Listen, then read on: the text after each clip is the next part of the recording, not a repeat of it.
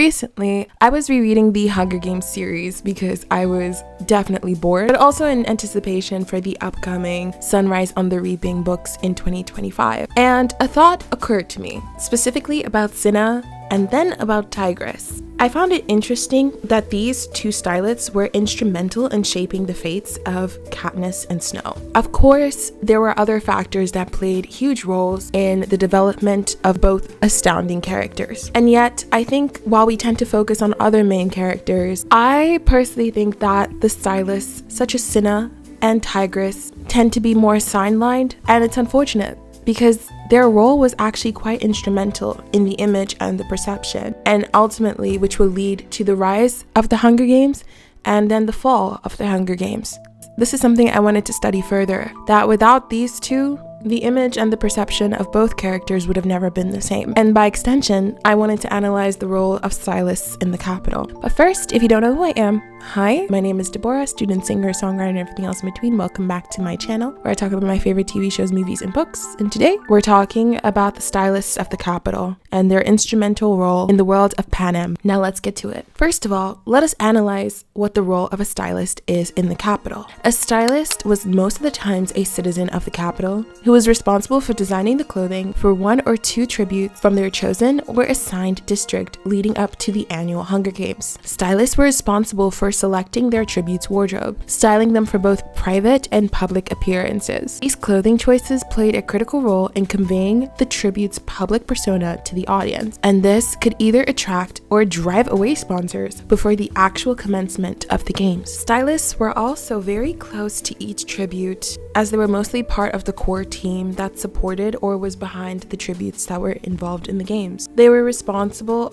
outside of the uniforms that were worn to train, or outside of the uniforms that were worn when tributes were in the arena. The stylist has the responsibility to make or break the image of the tribute. This image, a lot of the times, if done well, was able to make their tribute more fashionable and favorable in the Capitol. So as a result, a stylist would normally style the tribute's look outside of Capitol events, even in daily wear, to ensure that their image stays consistent. So they're actually of extreme importance. Now that we understand their role in general, I want to focus on the two stylists and how their roles helped shape two different types of revolutions in Panem. So let's start with Tigris, the keeper of Snow's image. One of the first few stylists herself to exist within the games was Tigris. Before this specific time in the world of Panem, stylists were not attributed to tributes, as the idea of the Hunger Games were still frowned upon, even by most members of the Capitol. It wasn't until Snow became mentored by Dr. Gall that they turned it into the spectacle that it eventually became. And in turning into a spectacle, a stylist was eventually needed. Looking at Tigris, who would sort of pave a way for this, I do hate how her story was sidelined within the films.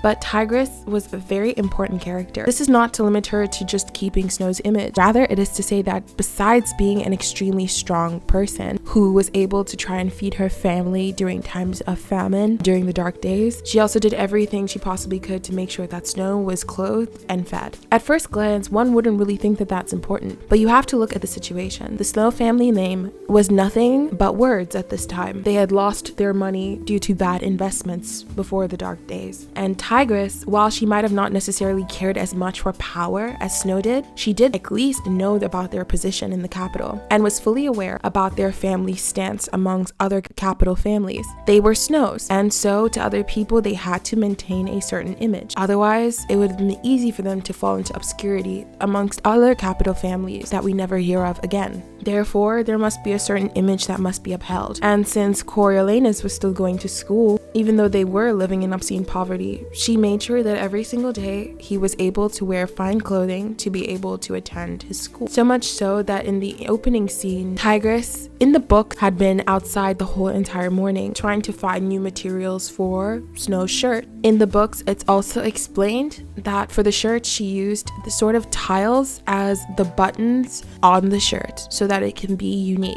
but also because they didn't have access to other materials. She went out of her way to make sure that he was well dressed.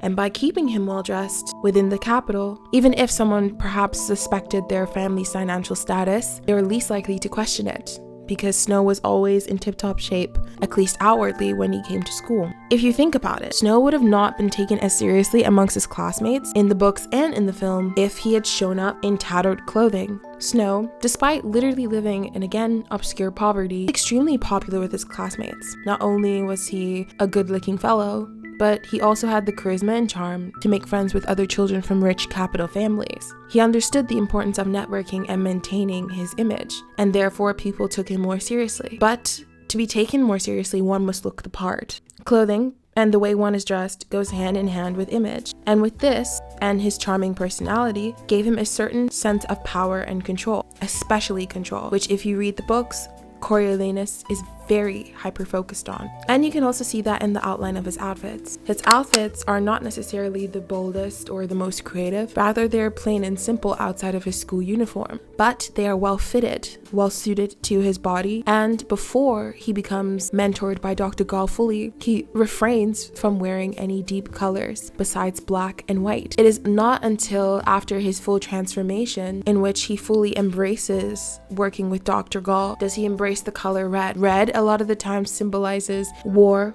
anger, dark emotions, lust, sensuality, but it also represents blood, which he would have on his hands, as thanks to his contribution would lead to full takeover of the Hunger Games within Panem. But again, if you look at his roots, this wouldn't have been possible if it wasn't for Tigris being able to style him and to be able to make him look a certain way, gave him a certain image and perception that was able to get him in the right doors in the first place. Yes, he was a capital kid and he wouldn't have been treated the same as a district child, but thanks to his certain style and image that was upheld by Tigris, it helped him cross the first barriers that other kids would have never been able to do. Tigris also does the same for Lucy Gray, as she fixes her dress to make sure that she's superbly presentable, which helps her chances with helping to charm people before she enters the arena. Tigris is an outstanding character, and just like our next character, Cinna, she was willing to go to great lengths and sacrifice for the people she believed in, especially her family. As in the books, it is alluded to that she might have had to sell her body to ensure that not only they could eat,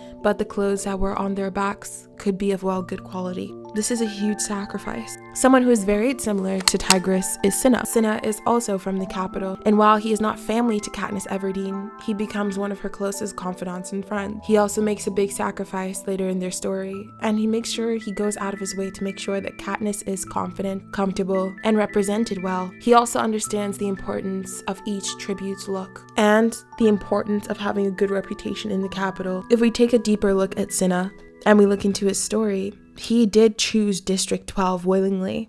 While we do understand later that Cinna was definitely a supporter of the rebellion, this wasn't really known to us at the beginning. But even then, he had understood the importance of image, both in the arena and outside of the arena. Besides being a kind person, he also quickly established Katniss Everdeen as the girl on fire. Katniss would not have been able to do this herself. She says herself she's not necessarily the most friendliest and kindest person or the most outgoing person, but because Cinna, with his simple styling ways, worked with her and didn't try to necessarily change her, but understood her roots, she became irresistible to the capital. Every step of the way, despite Katniss being more shy and not necessarily one for the cameras, Cinna gives her an ability to be viewed through a different lens. To test this theory, we can imagine if somebody else had tried to style her, like Effie Trinket. We can look at Effie's look, and while I absolutely adore Effie, if Effie was to style Katniss in the similar way, Katniss would not only look like a fish out of water, but she would come across very disingenuous. Her image would have not gone as smoothly as it did with the capital and also with the districts. If she had styled Katniss with the same avant-garde maximalist look, it would make it seem as if she was trying to blend in with the capital, and to the districts and the people who followed her and she gave them hope, they wouldn't have followed her as easily, because it would look as if she was trying to be one of them. Not only that,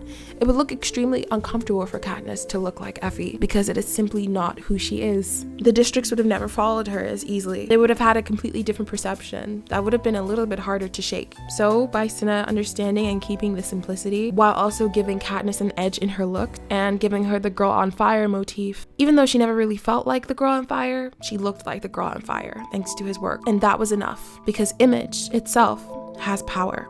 Cinna also gave Katniss a lot of confidence, which might not sound very important, but during these times it was definitely needed. We can look at this scene.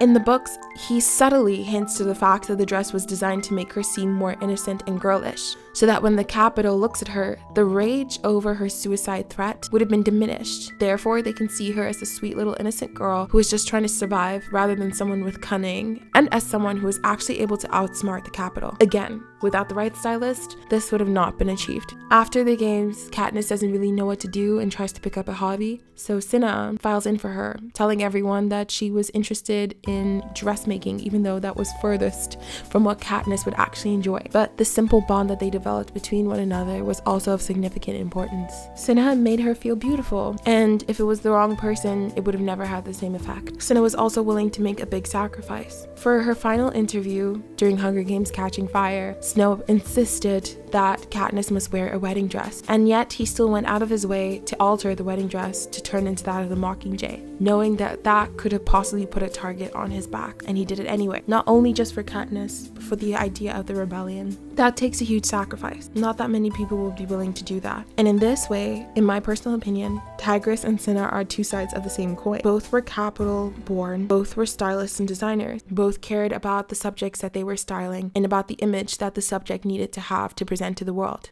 They also formed a very close bond with each character, and both would play a part eventually in the rebellion, as Tigris does eventually support the rebellion. Both never really agreed with the games, and yet both also had to work alongside tributes. But anyways, thank you guys so much for watching this video. You guys can tell me down in the comments below what you would like me to break down more on the Hunger Games series, and I will see you guys in the next video. Okay, bye!